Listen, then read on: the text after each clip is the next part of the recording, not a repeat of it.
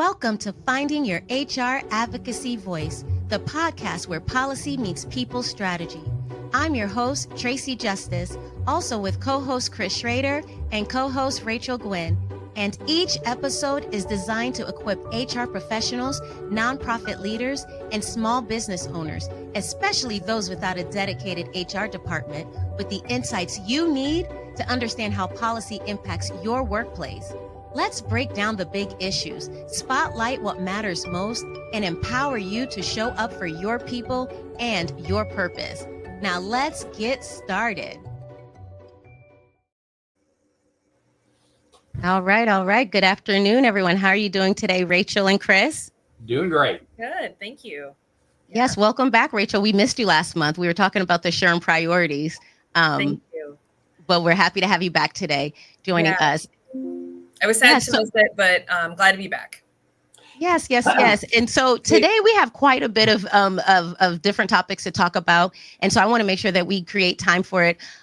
So the first thing that I want us to talk about is when we think about SHRM's, because, what I've been doing is I've been using SHRM's policy pillars to really help guide the way that I talk about some of the information that we talk about. So it's easier to make sense of the different policies and connecting it to the SHRM priorities.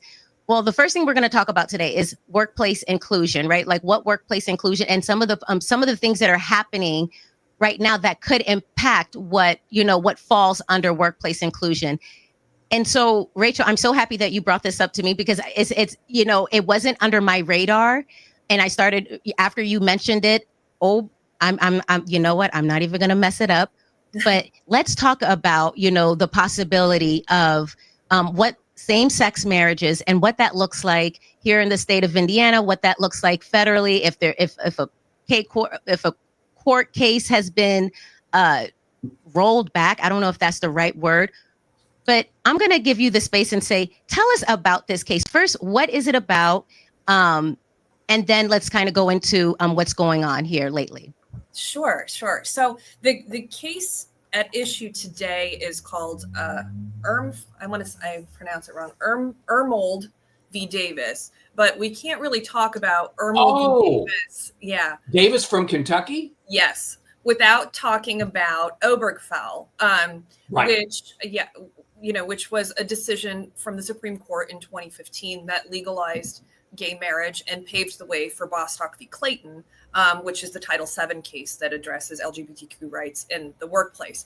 So, Obergefell stemmed from, a lot of cases, like most of these do. And the primary plaintiffs, Obergefell, were two men who had been together for over 2 decades. And they went to, I want to say, Maryland to get married. One of the men was dying of Lou Gehrig's disease. And so they literally got married just on the tarmac, flew back to Ohio. And then at the time of the death, one of the men, he passed away then 3 months later. His husband wanted to be recognized as a spouse on the death certificate. And the state of Ohio would not recognize the marriage that had taken place in another state. Okay. So that's the premise of Obergefell. So they took it up, and then there were many other similar cases happening at the same time that were also recognized in that decision. And the Supreme Court, in a 5-4 split, ruled in favor of same-sex marriage. And there was a really lengthy discussion. One of the key points made in that decision that was then also a key point in the dissents that were written by the conservative justices was the Loving case, right? Yes. Which is the case stemming out. It actually came from the Seventh Circuit originally. And that was a case about interracial marriage. And, so that was during the civil rights movement. Yeah, the Lovings. That's right. It was Loving in Virginia. Yeah. Was it Virginia? Yes. Okay. I thought it was in the Seventh Circuit. You're right. It is. Yeah. It was Virginia. That's okay. I remember thinking Posner talks about it in it. So. And I remember thinking how coincidental, right? Like Loving, and then it was just super cool. Okay, it's a really cool documentary. I think you can watch it. Yes, I think I saw the documentary. Yes, I've seen it. Very good. So that was a huge part of the conversation on both sides, and okay, how different is interracial marriage, which, not that long ago we didn't recognize as an inherent right under the 14th Amendment, as same-sex marriage? Are we really just having the same conversation in different contexts? And the conservative justices said, no, marriage has always been identified as a man between a woman. Race should have never played a role in that. That came from slavery, so on and so forth. And the more liberal justices disagreed with that and said, where do you draw the line? And so, so 15 days after that decision, two men went into the Kentucky, one of the county clerk's offices, and I don't have the county in front of me, to get married. And Kim Davis was the county clerk at the time, and she refused to marry them. Now, this made national news. It was a huge deal. Yep. Kim Davis became the subject of Halloween costumes that year. It was a really big deal. Yeah, she was the most famous county clerk in the United States. She was. Well, you said Halloween costumes. Okay, you said Kim Davis. Now I'm gonna have to search that. Okay, real quick. Yeah. Okay. So she took a position that marrying same-sex couples was against her religion. And there was a lot of the press around it was she had been married 3 times herself. And so there was like, there's some hypocrisy here. It was just made for a great news story. And so she put a halt to issuing any marriage certificates for a period of time until the state of Kentucky came back with an accommodation that basically said, you still have to issue the marriage certificate, but we won't require you to put your name on the certificate. Right. She was okay with that. She spent a couple days in jail. She came out, then she was okay with that. But hold on, did you say she spent a couple of days in jail? Yeah, she was held in contempt of court. Oh, snap. Okay. Yeah. So, and she had even, so one of the comments, so the 2 men who had come to her that were denied their marriage license filed suit. Which is the premise of this case. And there were a lot of appeals, ultimately a jury trial, and they prevailed. They were awarded each $50,000 plus their attorney's fees. And part of the argument for their emotional damages were some comments that she had made to them at the time. And I'm looking at the case here. She said she was not marrying them because it was under God's authority. And when Plaintiff Moore remarked that she had likely given marriage licenses to murderers, rapists, and people who've done all kinds of horrible things, she responded that was fine because they were straight. So it was it got very heated. And those statements were not disputed. They were not. Yeah. Oh no, she was just like, I said it, I meant it, and you can replay it if you want to. They just stipulated to the statements. That was all. Wow. And what year is this? 2015. So it was 15 days after Obergefell was ordered when it started. Yeah. And that was the big thing. It was like literally like a second later. Oh, it was like, okay, let's test it out. Okay, okay. Yes. Yeah. And so that case is still pending 10 years later, right? They had the jury trial, she lost, and she continues to appeal the decision. And so she appealed it to the 6th Circuit and lost at the 6th Circuit. And, the legal premise for this is it's the decision in Obergefell and the decision in the Davis case, similar to the decision in Dodds, it's a 14th Amendment issue. And the 14th Amendment says no state shall make or enforce any law which shall abridge the privilege or immunities of citizens of the United States, nor shall any state deprive any person of life, liberty, or property without due process of law. So the question is always this life, liberty, property, when we get into these cases, liberty primarily for these. And what does that mean? And obviously in Dodds, the Supreme Court held that it did not extend to a woman's right to have an abortion. And that's Roe v. Wade, right? That was overturned with the Dobbs. Okay. Correct. But now but in Obergefell, they agreed that it did extend to marriage, to same-sex marriage. But those were different courts. They looked very different than they do right now. So now what Kim Davis has done is she is bringing back Obergefell. And the many people have said she's the only person who has standing to do it right now, because she's facing these penalties. Yes.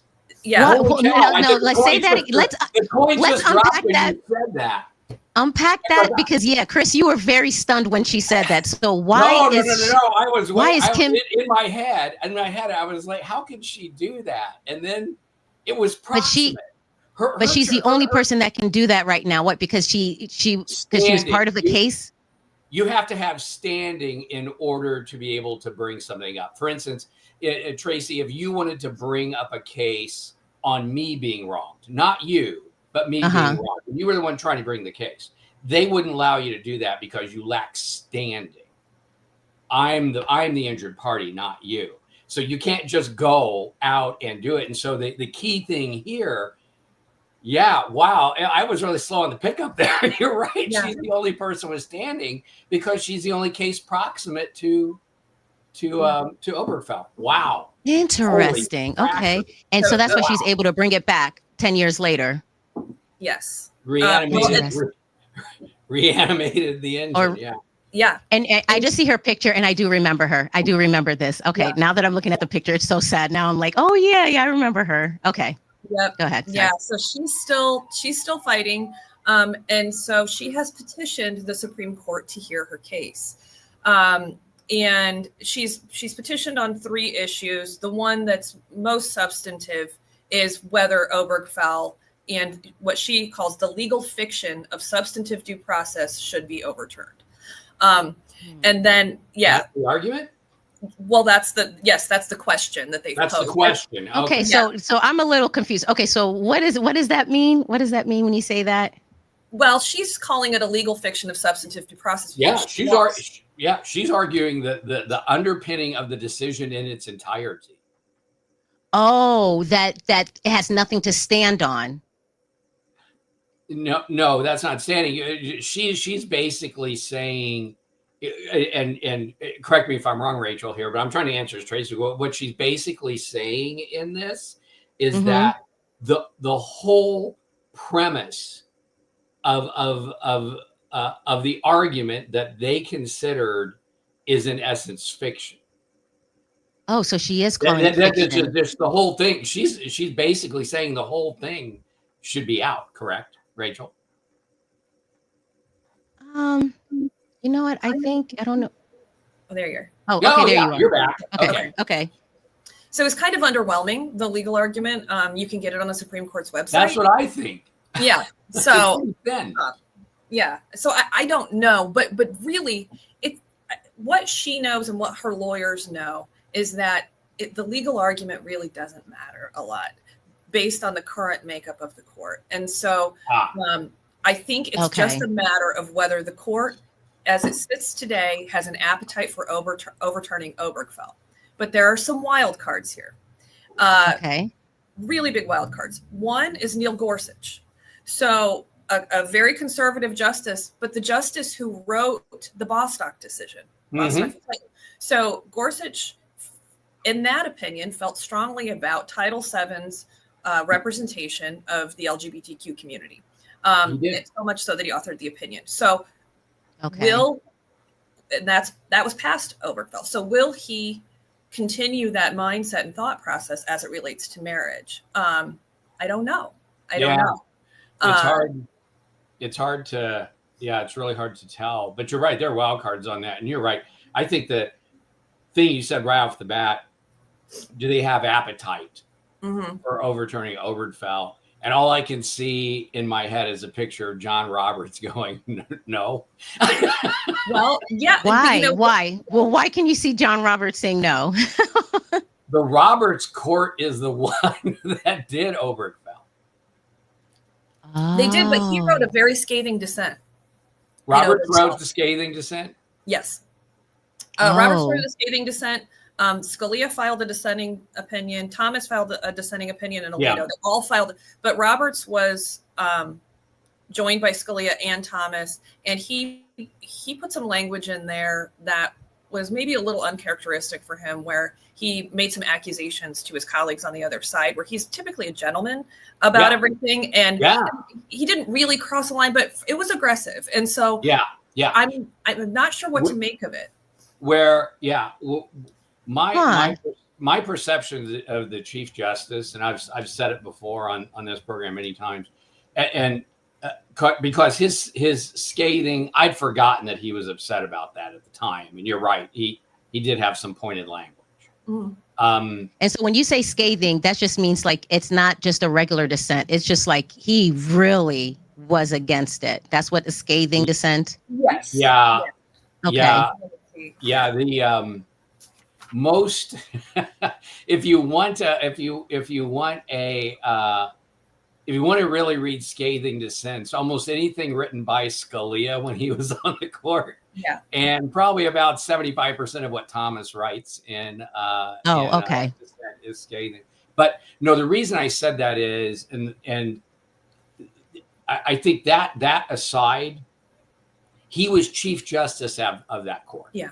And I have thought for a long time that what's first and foremost in his mind is protecting his perception of the integrity of the court.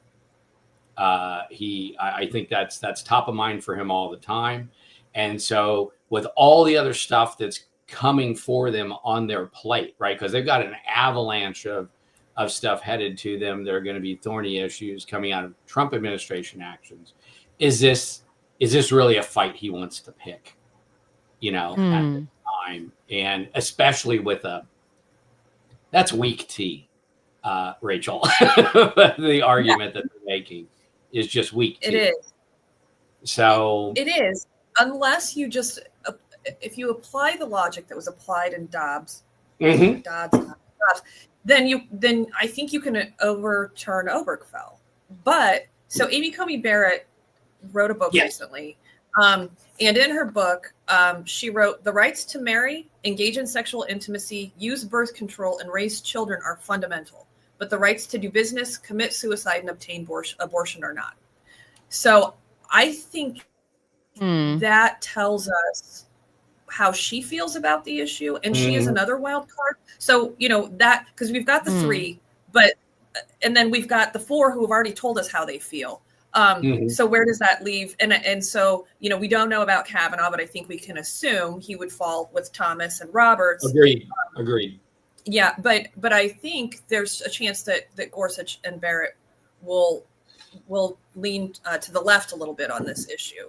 Possibly. So, wow. Yeah. So how do you, like, from your perspective, so just to make sure that I'm tracking, are you thinking that this is something that could possibly happen? Or Chris, you're saying that you don't think so? No, what I'm saying is, well, sure, it absolutely could happen, but I just think they have other things to do. The paucity of the argument, everything else that's going to be on the Supreme Court's plate, the stuff they're going to have to fight anyway, and how supercharged this issue would be, right? Yeah. I think all of that, I could easily see the court passing the cup on this particular issue, but remains to be seen. Wow. Well, thanks, Rachel. I had lost track of Kim Davis altogether. I did too. I thought, oh wow, this could be really, really big. And for the benefit of our members, yes.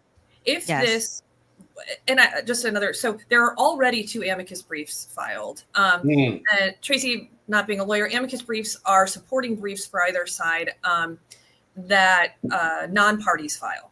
And so, for example, in Dobbs, there were 140. Yeah. Right. Okay.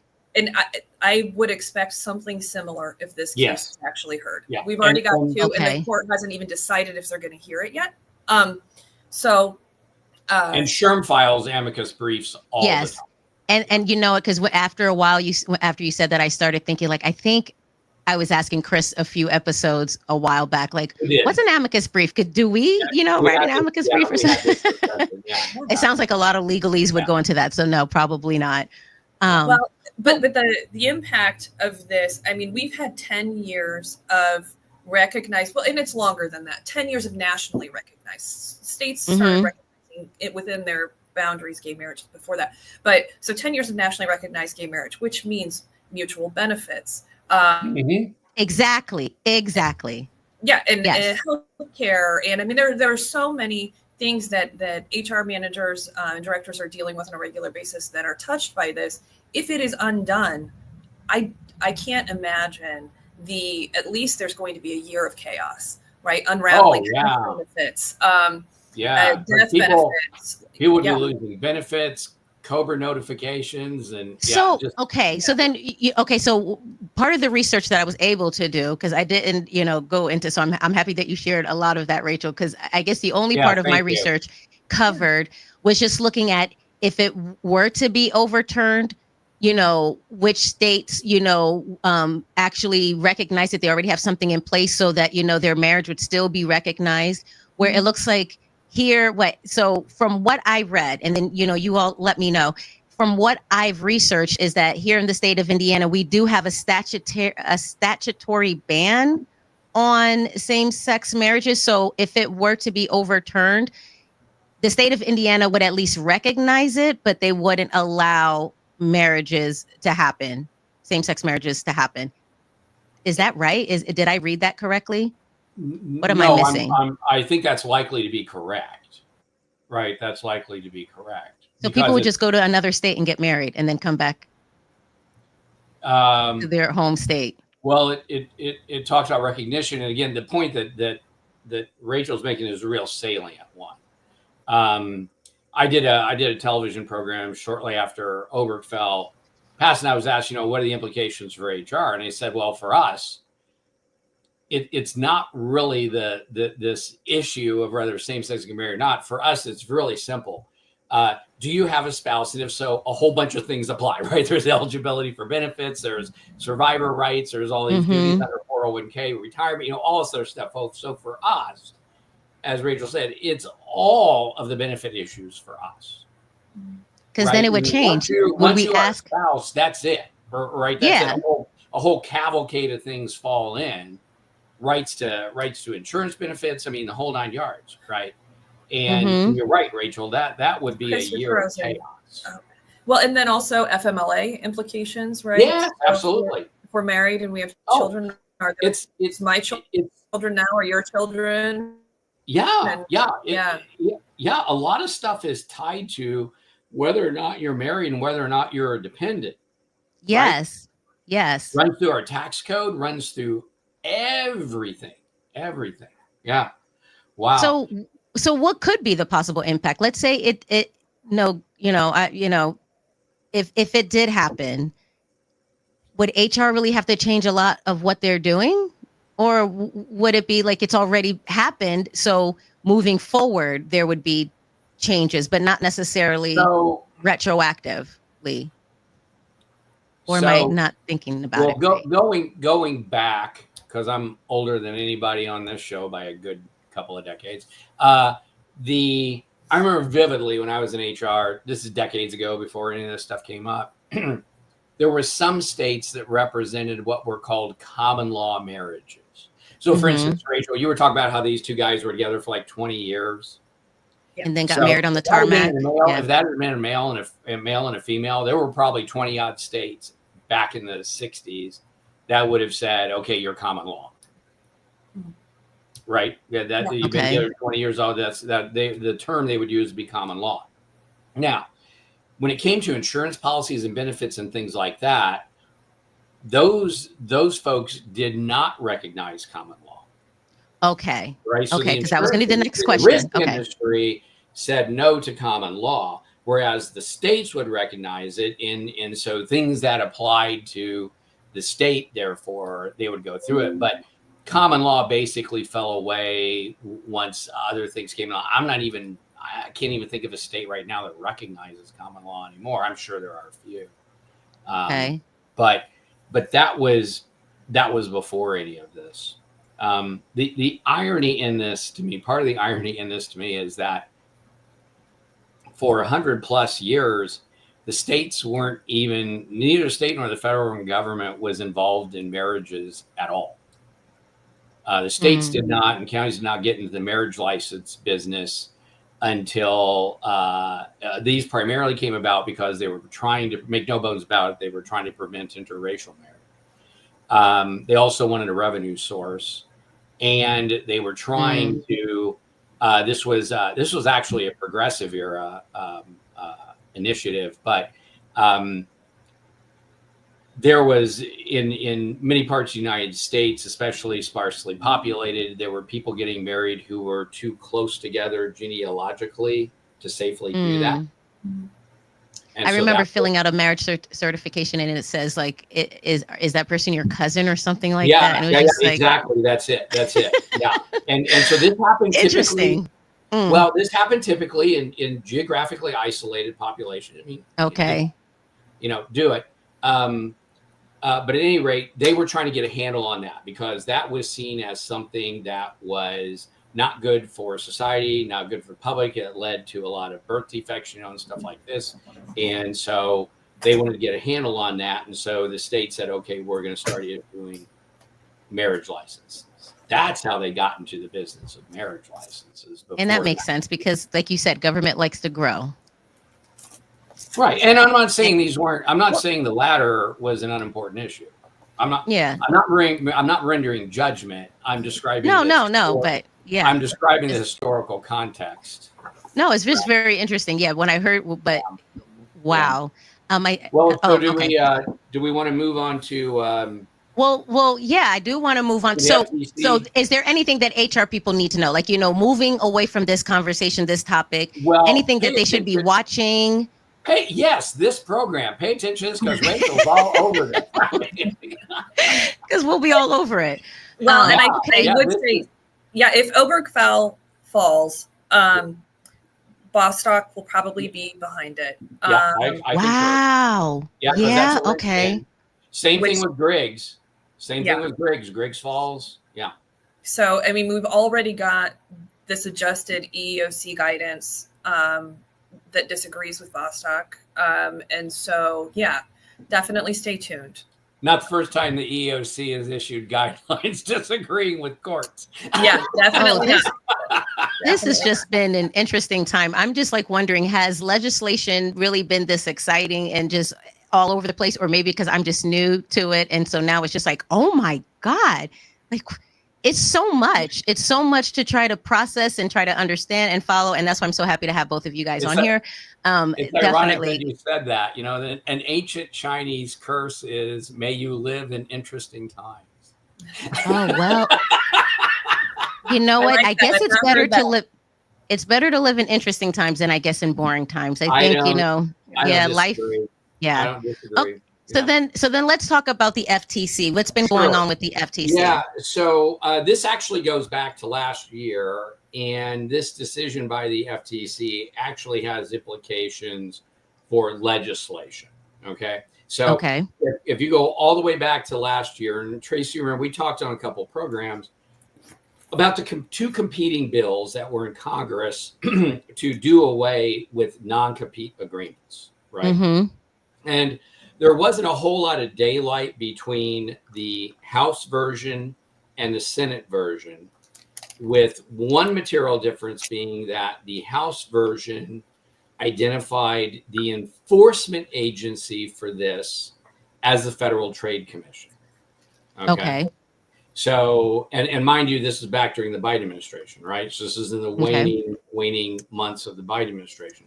So these two pieces of legislation are moving forward in Congress, which means to say ponderously, right? Because the calendar is crowded and all this other stuff. But at the time, and still to this day, I believe, huge bipartisan support for getting rid of non-competes. Okay. Both parties, both in the House, both in the Senate. It was very clear to me that they had the votes to get some piece of legislation. There wasn't that much daylight between the Senate version and the House version. And I felt there were the votes to get that across the line. They just ran out of calendar. Right. Okay. So this year starts a new Congress. And as of right now, neither one of those bills has been reanimated in the House or in the Senate.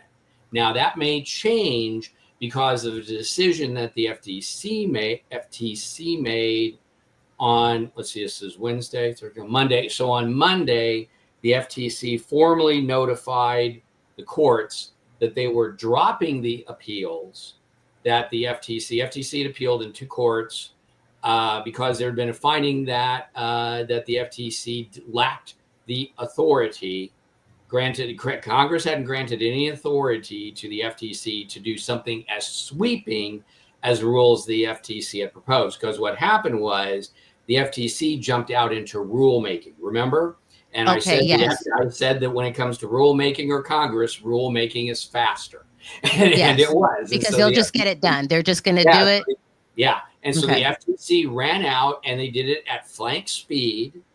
And they did it as fast as legally allowed. So there was no defect in terms of how they went about establishing that rule. And then a federal court stepped in and slapped that rule down. And that was just as we were heading into the election. There was just a whole lot of stuff going on, right? And it got slapped down. So naturally, they filed appeals. So those appeals sat there surviving. This is a new FTC, right? So now we have the Trump administration. Oh, the new FTC dropped him. Okay. And so they notified the courts they're dropping those appeals. Okay. And they are not going to enforce anything along the lines of the rules proposed by the prior FTC. But then they turned right around and said, but we're still going to go after egregious non-competes. And so the example that they used in the press conference when they were announcing all this was I'm not kidding. This is a pet crematorium in Ohio. Okay. So a pet crematorium in Ohio had non-competes on their employees that said they couldn't work for any pet crematorium anywhere for a year. So they just ruled out the entire planet, right? What? for a year. And so they the FTC said, because there's like trade secrets in that. So well, I'm sitting there in my head wondering how complicated is that. But anyway, they used that as an example, as a company they went after and voided out the use of that broad of a non-compete. So that was their definition of egregious. So this strikes me as them saying, hey, we have a role, but not the role of the size that was laid out prior to FTC and that the court slapped down. So now this throws the ball squarely back into the court of the legislature, right? The legislature. So, and the legislature has the authority, if they so wish, if they craft a bill and that bill passes and it identifies the FTC as the enforcement agency for that law. Okay. And they're right back in business on it. So they can bring it right back. Whatever the court, whatever the legislation says they have a responsibility to enforce, that's what they're supposed to enforce. Now, in a post-Chevron era, like we are right now, you can surmise that they're going to be expected to hew closely to whatever the law says they're supposed to enforce, right? So, but this to me put the ball squarely in the court of Congress, and they have better than a year and a half to get this done, right? If they want to get it done in the existing Congress. So just to make sure that I'm tracking that. So you're saying that if it's been decided that they do have the power to be able to move forward. I'm saying if a piece of legislation passes that identifies them as the enforcement agency, and gives them specific responsibilities, which the bill should do, then they're going to be back in business. No, I don't think the court's going to turn around and say that Congress can't identify an enforcement agency in the existing piece. Now, but it's still a new FTC, right? So it doesn't mean they would do the same thing, right? They might. No. Okay. So no. So So once an agency is identified as having the enforcement or the oversight responsibility, just like the EOC does for many things, just like the DOL does for anything, Mm-hmm. they take enforcement stances on that, right? EEOC publishes guidance on these things. So this is Oh, what okay, we're okay, going to do. okay, okay. The only point of distinction I was making is that we are now in a post-Chevron era, Mm-hmm. meaning that the agencies are going to be expected to hew pretty closely to the law as it's written from Congress. Okay, so the Oh, FTC okay. can't Just turn around and say, okay, the way we read this, it means we can do all these other things that the law doesn't say. okay, That was my okay, post-Chevron reference, right? But the okay, point is, the legal cases are dead. So now the okay, ball is clearly back in the court of the legislature, which in the last Congress had huge appetite to get something like this done. Okay. mm-hmm. So they still have a year and a half to get something done in this Congress. So if they want to reanimate it, they're going to have to get into gear pretty soon. But that's what they're going to have to do. Now for And I wouldn't be HR surprised if it happens. Now, for Pardon me? HR professionals who probably, who are working with a lot of non-competes as Well, right. part Well, of what then we would go right back into advocacy action. I was trying to change okay, that legislation totally unsuccessfully, right? Because they were throwing out the baby with the bathwater on everything. They just wanted to throw it out root and branch. And I was making counter arguments, especially relative to things like succession planning and investments that people make in executive development, things like that, that is costly and we expect to pay off over time, and we got to be protected for that. That wasn't cutting any ice anywhere, by the way, in no office. I didn't have any stroke in Republican offices. I didn't have any stroke in Democrat offices. So, but we would kick back into action, right? If legislation crops back up again, then we would go right back at it, just our normal stuff. So and more so to come on that. We'll see. We'll see. I wonder, like, could NSAs or NDAs, like if HR professionals want to start, if they're thinking, well, okay, it looks like there's a lot of conversations, a lot of talking around non-competes. Could they start preparing their organization to maybe look for alternative ways to do the same thing, as opposed to holding on to a non-compete and then not So really knowing? Go ahead. first of all, when it comes to non-competes, we got to remember, I think, Rachel, keep me honest here. I think there's like 17, 18 states that outlaw non-competes altogether. You can't have them. And then okay. many other have their own legislation that govern how. Correct. And then of many that are left, they lay out the fairly narrow construct under which these can. And I mean, you can, blue states, red states. I mean, red states allow them, blue states typically do not.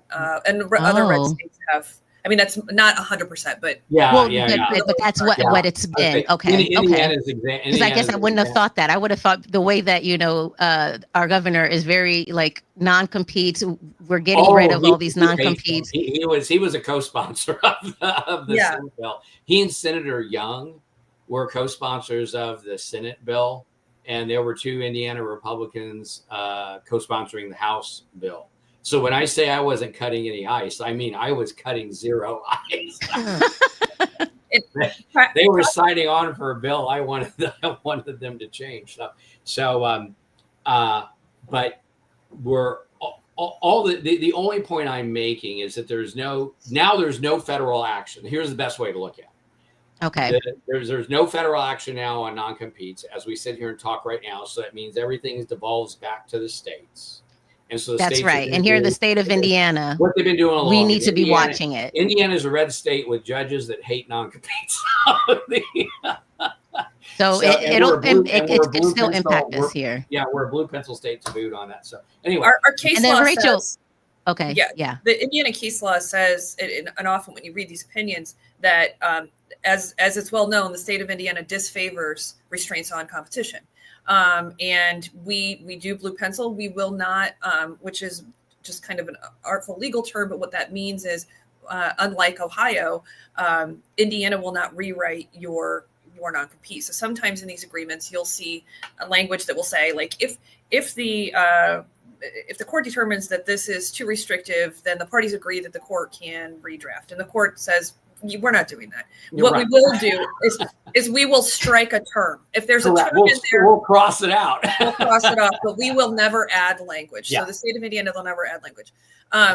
So what I've been telling my clients, and I actually just had a lengthy conversation with a client yesterday on this very issue, is that we need to move away from non-competes because we don't know how long they're going to be viable. Mm-hmm. There are specific situations where if it's what the client wants, I will do it. But I warn them that I give this to you today, and I know that it's going to be enforceable for at least the next year, probably. Mm-hmm. But beyond that, I don't know. And many employers have done them as a blanket for maybe say all their sales employees, and they just have left them in place. Well, that's a really bad idea, in my opinion, because you've got to bring them and have them evaluated on an almost annual basis because there are so many changes. And I personally think that when I speak to my clients, I'm like, what are you really concerned about? And the concern is typically if somebody leaves and takes their clients with them. And I said, okay, well, then let's do a non-solicitation, because as it stands right now, that's still enforceable for a reasonable period. We've got to define customer really well, but I can prevent you from walking away with my clients for a period of time. I can't prevent you unless I'm a doctor. But I can't prevent you from going to work. Well, I could legally right now, but how long is that going to be enforced? And what do I lose if I do the full non-compete and in a year it's deemed to be illegal? The non-solicitation isn't going to still be viable. The court's going to say that was a material term. The agreement is dead on its face, and they're going to kill it all. So. So you might as well just do the NSA or the NDA on its own and not make it a part of the non-compete. Is that what you? So to give you an example, Tracy. So that was helpful. That was really helpful, though. In companies I've been in, the practice that I've always recommended is you have non-compete for very specific roles, non-solicitation for anybody in sales. I threw marketing in too because they knew who the clients were. And then I had non-disclosure. So if you were up at the very top, and these were the people with discrete knowledge of competitive information, of pricing structure, which makes sense, corporate strategy. Yeah. And this was usually like 5 roles. Right? Yeah. Not the pet crematorium. And I gave them full boat. I mean, that was non-competition, non-disclosure, non-solicitation. And then the next group down, these would be the people with client relationships, right? Best way to put it, client or customer relationships that were deep. And with the underpinning that I've always believed that people do business with people, they don't do business with companies. And that's why it's a protected interest in my point of view. And so for them, it would be non-solicitation. And all these always had these for narrow terms, right? Because you start making these things multi-year and you're just begging for trouble.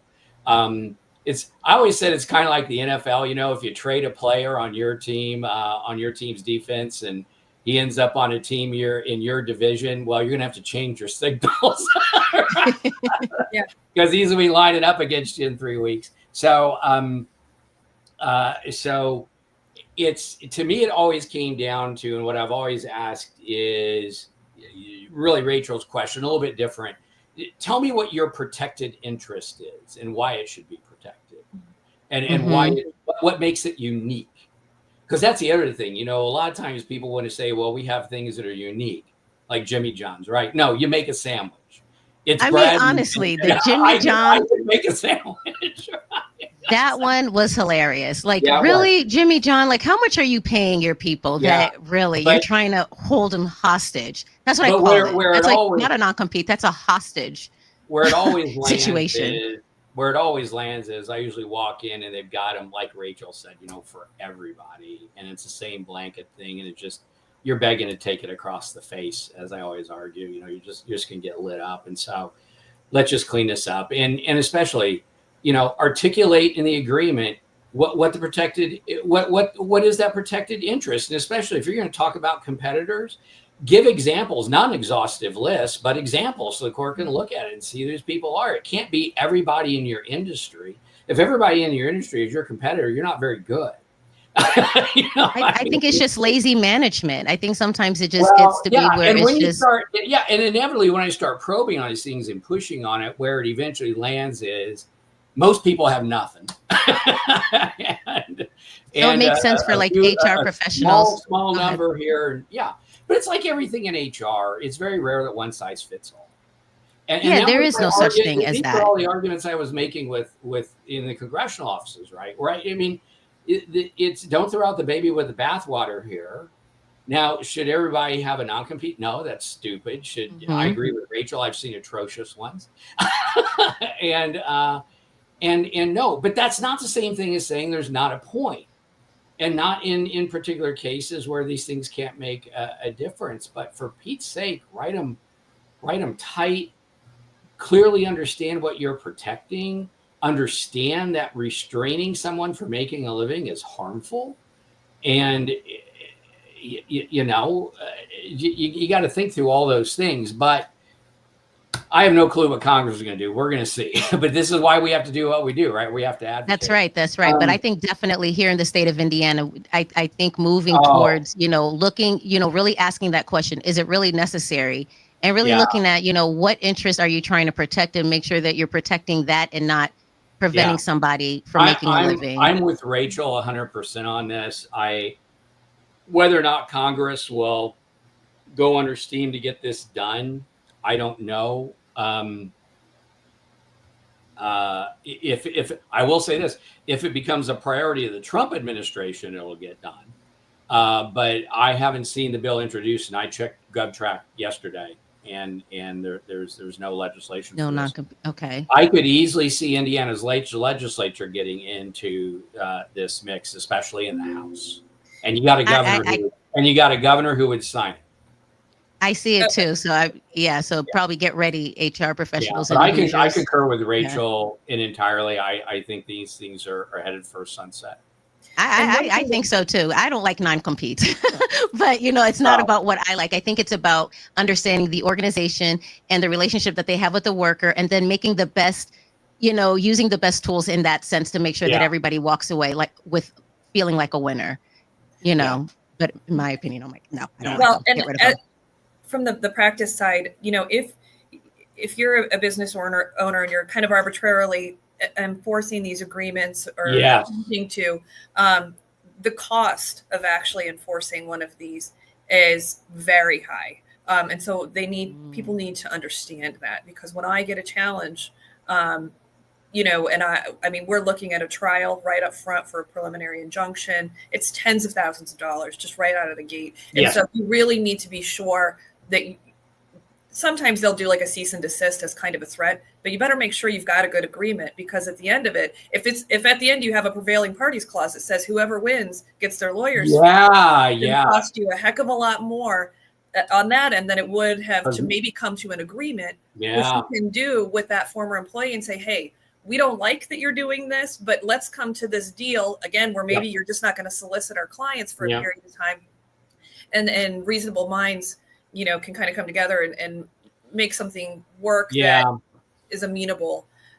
Also, I am, because I've represented individuals as well as businesses in these. And so make sure you're on the up and up as a business, because if I get a hold of one of them for an individual and I find that you're violating the Fair Labor Standards Act, I'm going to remove the case to federal court. And now we've got a whole different issue, So, it's just there's a lot that goes into it. It's not as simple as just having that document signed. And Rachel makes a very good point. Thank you. That is so helpful. Oh my gosh, I didn't realize it was that intense. I mean, like I said, she nails it every single program. Oh my gosh. The point Rachel made though was a very salient one, and this is, are you willing to enforce? Right? Because one of the questions I always ask when I go in, do you have non-competes? Oftentimes they tell me yes. Okay, fine. And then I say, okay, did anybody ever work here or go to work for, I just look at who's excluded, and they go, oh yeah, that's happened. And you did what? Well, I mean, nothing. Okay, so you intend to you intend to enforce these in a discriminatory fashion? Yeah, I've that's had that right. claim That's before. right. What are you Yeah, going to because that do? sets precedence, right? Yeah, Well, that person can say, this "You're is just picking on me. You let all these other people do whatever, this is and the they have a same thing contract." the same thing I say to clients with handbooks, right? Mm. When I look at these handbooks, if you are not willing to enforce a policy you've written, then redraft it or pull it out. Yep. That's funny. I just had that Just Yeah, don't, conversation. because you because can be held liable for your own you handbook, well, right? that's what's liable is you cannot make Your an own affirmative contracts. you can't make an affirmative defense with your handbook if you've compromised yourself. Well, yeah, I Oh, see. goodness. I was just having that conversation because someone had a where they were doing reviews, every 6 months in their handbook, and I said, "Do you actually do it?" Well, no, but we want to. Okay, well, Oh, it's aspirational. yeah.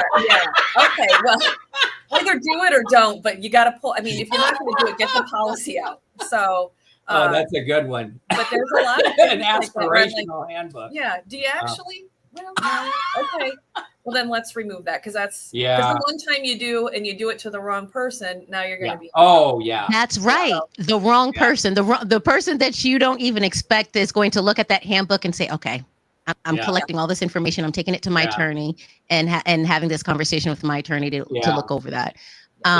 Exactly. This goes right to our bread and butter in HR. We write policy all the time, right? So. And I think for HR, or maybe it's because I'm really, really getting in tune with a lot of what's been happening that impacts HR. But it just seems like today our jobs are even harder than they used to be. Like it just seems like it's just really getting harder and harder. Or maybe it's time for really starting to question everything at this point and say, okay, why are we doing this? Why are we doing this? Why are we doing this? Does it make sense? Should we fix that? Instead of continuing to go on when all these different policies and legislation is popping up. I don't know. Well, it just seems like it's hard now. Well, Well, first of all, I think it's always been hard. I think it's always challenging. Mm-hmm. Right. I mean, one of the reasons why I went into HR is because it was actually more challenging than sales or operations or accounting. I think one of the things right now I think most HR professionals would agree with you, Tracy. That's why I'm trying to reflect on it. The rate of change and the intensity of it is really high right now.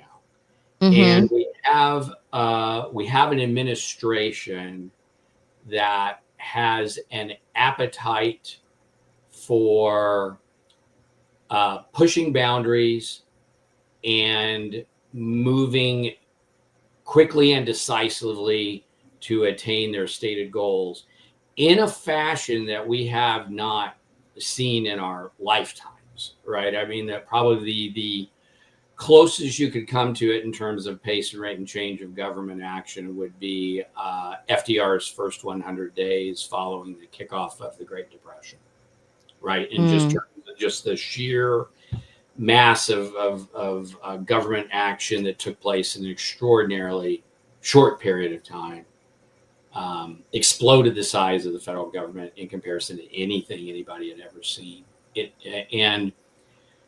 And so that's speed and mass, right? And so that's kind of why I'm drawing that connection, speed and mass. And anytime it moves really fast and the sheer complexity. I did a lecture last night with my students. They're getting their first case. I'm giving them it looks like a harassment case on its face, but it doesn't quite rise to that level. But there's lots of uncomfortable things that happen. And there's ways to solve it and mitigate it in a way without everybody burning to the ground. But you have to find it. So this is their case, right? And so what I was telling them in HR, every solution has to be what I call inside the box. I remember the inside the box. One side of the box are laws and regulations. So that's laws passed by legislatures and regulations made by agencies. And then the other side of the box has to do with organizational policy, the things we choose to do.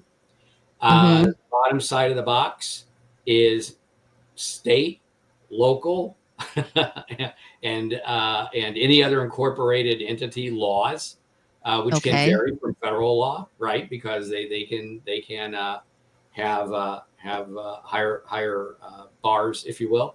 And then finally, you got case law on the last side of the box, and these are the decisions made typically by federal courts in the circuit that you're in, or federal courts in your state, or your state superior court or something. That's gonna create certain realities for you, right? And those are all dynamic. I mean, and talking about dynamics before we wrap up, I know we have about like a few minutes left. So I felt like we about BLS. Oh, you didn't talk about the BLS? Okay. I'll be quick. Okay, just real quick. So I just wanted to touch on, because I think that, I would do this an injustice if I don't talk about it, because it's been popping up on LinkedIn a lot today, is that SHRM is having their the Blueprint D&I panel conference in October in Louisville, Kentucky, and just announced that Van Jones and Robbie Starbuck is going to be part of the panel. But a lot of people are really upset about Robbie Starbuck being a part of it. And I just thought it was really interesting, because when we talk about how do we start bringing different voices in a room so that we can have real conversation, so that we can really start talking about things that'll move the needle, where we can start implementing transformational things. But it just looks like a lot of people are really upset about that. Now, have either of you heard of Robbie Starbuck? Because a lot of people are upset about him in particular. Not until 1 minute before the show, when Rachel told me. Because I did a little bit of research, and what did you say? I am familiar with him. I know that he so you are. Yeah. Okay. Well, okay. I guess, yeah. So I thought it was really interesting, because I consider myself to be someone who follows, these type of topics, but I never heard of Robbie Starbuck until today. And so I just wanted to say that, on that topic, for me, my perspective, I think that we need to start having these tough conversations, and we need to start, creating spaces where we can talk about different topics, especially somebody who's impacting all of these organizations. I watched some of his YouTube videos, and I saw that, he went after JP Morgan, John Deere. This is somebody who's going after big corporations, talking about DEI. And to me, it seems like it would make sense that we would have an HR person talk to somebody like Robbie Starbuck to understand his perspective and kind of have some conversation. But what are your thoughts, real quick? And then we'll move on to the BLS. I just wanted to address that, because I think it's fair we did. Yeah, I didn't know about the Blueprint happening.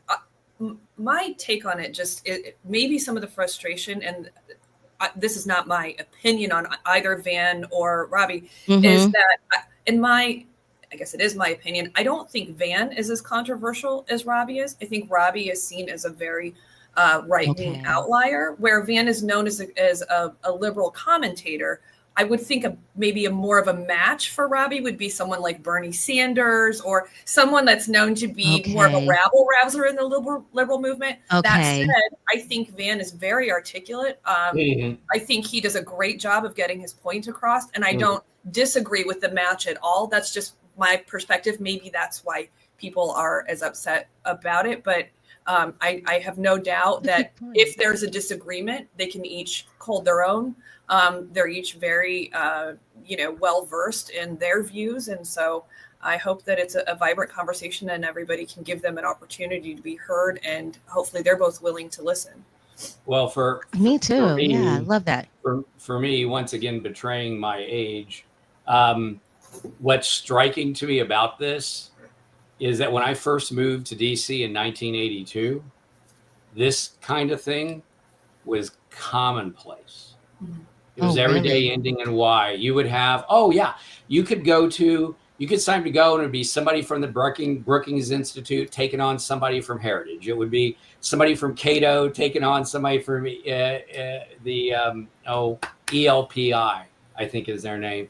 That was very, very common, super common. And those things would just open. People could go in. Well, I don't know if they were open. I knew enough people to get an invite, but you could go in and sit down, and they would be on completely opposite ends of the spectrum, argue about the same thing. They have a moderator there, And then they just go back and forth. No ad hominem attack, no screaming, no yelling, just this is where that's wrong, or this is where this is incomplete. Yeah, boy, the epic ones between Frederick Hayek and John Maynard Keynes. Keynesian economics. Maynard sounds familiar. Yeah. You can look them up on YouTube. Okay. It would be these two guys, and they would just travel around, and Hayek would make the Austrian school argument, and Keynes would make the Keynesian school argument, and there would be huge crowds. I mean, huge crowds just sitting watching these guys go at it, and we just don't do that anymore. And I think that, and I think that that's what frustrates me, because I feel like we're at a time where we don't have elected officials, we don't have different points of views having a conversation and really talking about facts and really sharing. I just feel like it's just like you're an a-hole, and that's it. And it's just like, what were you going to say, Rachel? I was going to say that we used to disagree on philosophy, right? So we could take a subject and we could approach it from different angles, but the facts remain the same. And we no longer agree on what the facts are. We can be sitting in a room where the same thing happens, and because of who we support, and I say we lightly, politically, we see something different. And in fact, while we were sitting here doing this podcast, someone was shot. I don't know that he's been Charlie killed. Kirk was shot at 3:11 p.m. Yeah. And then 3 kids were shot at a Denver school. I didn't see that yet. Yeah. And so the hate is something that I don't know that we've seen in our lifetime. Certainly this country has endured it historically, but oh my gosh, it's just really sad. You guys weren't around. I grew up in 1972 or 1973. There was a bombing about every 3 days that year. With the church, I remember the 70s, especially during the Vietnam War. Man, people being shot. You had Congress people shot. You had bombings. I mean, I kind of look at what's going on today, and I think the difference between the two things is because the news cycle was what it was back when I was growing up. You usually didn't hear about anything until like 2 or 3 days later. Right, because if it happened before that evening news cycle, before Rhonda Cronkite saw it, you didn't hear about it until the next day, right? Yeah. Now we hear about everything within seconds, right? Rachel, you were referring to something happened in seconds.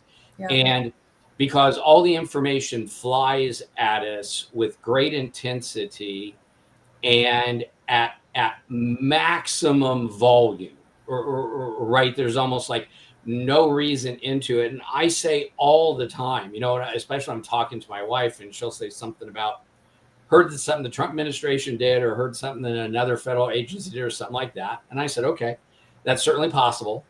I'm not aware of it. I haven't read it. That may be dead bang on. Parts of it may be right. Parts of it may be wrong. I don't know. But I just always assume that in the beginning, I know less than I'm going to know later. And some of this is going to be accurate, and some of it's going to fall out. But I will say this too: practicing advocacy in this environment is indeed challenging. And the point you made at the very beginning, Tracy, is so critical. If you're going to go in and advocate for HR, it has to be 100% on principle, 100%. And we can't deviate from that. We can't put personal opinion into it. No. You've heard me say you can't put it on a jersey, right? I mean, I've said this time and time again. That's right.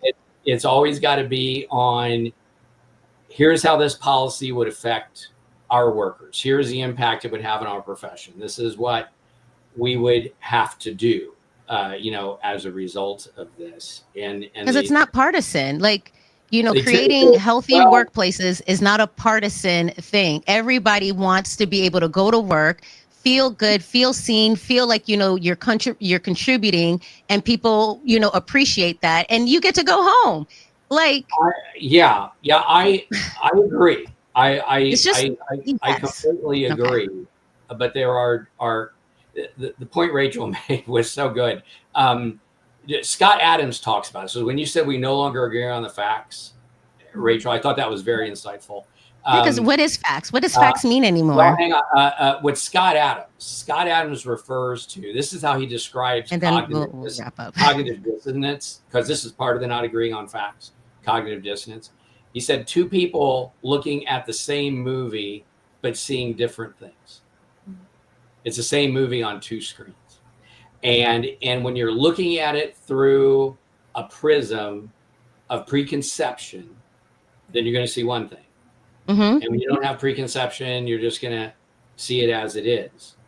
And I think right now, a lot of people are reading things through a curated lens. I think a lot of this is reinforced by social media. I swear to God, these algos and what they throw at me. Oh, yeah. Oh my goodness. I made the mistake of doing I think it was my wife made a mistake of doing a search for some place we wanted to visit when we retire. And my God, I'm just getting hammered on any media whatsoever, getting thrown things like this, and it aggravates the dickens out of me. Well, and once you go down that rabbit hole, my mother-in-law, God love her, she's taking medical advice from a yoga instructor. She'll send these memes and things to my husband and I'm like, this is a terrible idea, Betsy. Have you looked at this woman at all? It's a yoga. I'm not making it up. Yeah, but she said, and so she's taking oregano so she doesn't get the flu. And I'm like, what are you? But once you start and then it's convincing and then you get more of it. And, I use that as a lighthearted example, but there are obviously some very serious examples of that are dangerous. Yeah, but it gets reinforced. The point I'm making, Rachel, is it reinforced once you start reading that content or viewing that content, the algorithm will throw it at you. When that didn't exist when I was growing up, and I think it's a real gift that I was able to go to college without all this stuff that my students have to go through and wade through every single day, because if how I was taught and how I was educated, I was a pre-law track, right? So that was part of it, but I had to read and understand two completely different positions, articulate those in paper, sometimes an oral presentation, and then talk about, why those were what they were. And to me, from an advocacy standpoint, and this is why I think it's so important for them to understand Robbie Starbuck. If you cannot understand the other side at all, and you write them off and won't even consider them, they are not persuadable by you, period. Well, Chris, I think that's how we got here. Pardon me? I think that's how we got here. It was that mindset that created the division we're dealing with today, in my opinion. Everyone's so smart. They're so much smarter than everyone else that your idea must be stupid because you're not on my side. Yeah. And so, it's like, it's never that way. I've always told people that, because sometimes people will say, look, Chris, you have a position on things. You go to work on these things, you study them, you work to understand all this other stuff. And I said, here's how I think of myself. I am principled, but persuadable.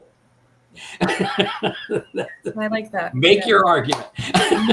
You know what? And I agree, because that's the way I feel. I have my emotions. I feel a certain way about things, but I'm willing to hear the other side, because sometimes I'm like, I don't know enough. And I realize that my ignorance sometimes can make me a bit emotional. Open up. When you're an advocate, you actually have to put that stuff in the back seat. You do. That can be hard for people. Yeah. And I think that, and then we're going to wrap up. To get yelled at anymore than anybody else. We do. And I'll wrap up here, because I know that we're going over. But but when we talk about advocacy, I think that what people think is that advocacy means groupthink. Advocacy means that we're going to all come into the room and we're all going to agree. No, advocacy means that you're going to educate yourself. Education is that first part of advocacy. You have to really understand, and you can't just rely, even like we're talking on this podcast. Don't listen to everything that we're saying and take it for gold. Listen to what we're saying and go research it. Research it for yourself. Let your own eyes read the black and white on the paper and see it for yourself and figure out, okay, does this really make sense? Or am I just trying to, fit in some crowd, fit in and be a part of a club or be accepted? Or are you really going to stand on business and say, hey, you know what? We need to advocate. We need to stop giving our power away to other people and for other people to make decisions for us. Get involved, because if we don't get involved, stuff like what I saw with the Robbie Starbuck and whatever, when I started researching him and I started listening to what people were saying, I was just like, he hasn't said any of those things. I mean, yes, he's very passionate about what he does, but he's not even, I mean, I'm not going to say, but people make comments, I'm not going to say, because I want to be respectful on this show. But go ahead and do your research. Read some of the stuff. Don't go on YouTube and read somebody else's commentary. Listen to this man speak and just hear what he has to say. Go listen to Van Jones. I will say this, having seen quite a few of these people in my day, just be warned. Think tank people are very wonky. So just remember. Well, and I want to start a think tank, right? Like, so I could be probably a bit wonky, but I just think it's really sad how they speak and how they present. Really? Okay. Because he was calm, but also I just want to go back to the point that Rachel made. Rachel, I've never seen a wound up think tank person. Oh, really? Oh my gosh. They're all PhDs. They're all. Oh my gosh. But I think I want to do it from a different perspective. But I like what you said, Rachel. Maybe it's looking at that dynamics of just saying that, looking at what Robbie has done versus what Van Jones has done. And then, they are two different maybe personalities. Van Jones is very chill. He's not very, so I think that maybe that could be the reason why. But I hope that people just don't cancel this conversation. I hope people tune in, lean in, and then take away from it and grow from it and then see what we can do. Because we really do need to start talking about how do we create spaces where everybody feels welcomed. Yep. Not excluded. And we need to start having these type of conversations, and it begins with advocacy. All right. So, oh my gosh, thank you so much. Is there anything that you guys want to wrap up with before we end? I'll give the floor to you guys. No, I'm good. Just another great conversation and discussion, as these always are, and grateful as always to have Rachel here. So, well, thank you so much. Yes. This is always fun, and Chris, I always learn so much from you, and Tracy do such a great job of directing the show and giving insights. So thanks for letting me be part of the team, and I look forward to seeing you next month. Great. Yeah, so stay tuned every second Wednesday of the month at 4 p.m. All right. Bye, everyone. Bye. Bye.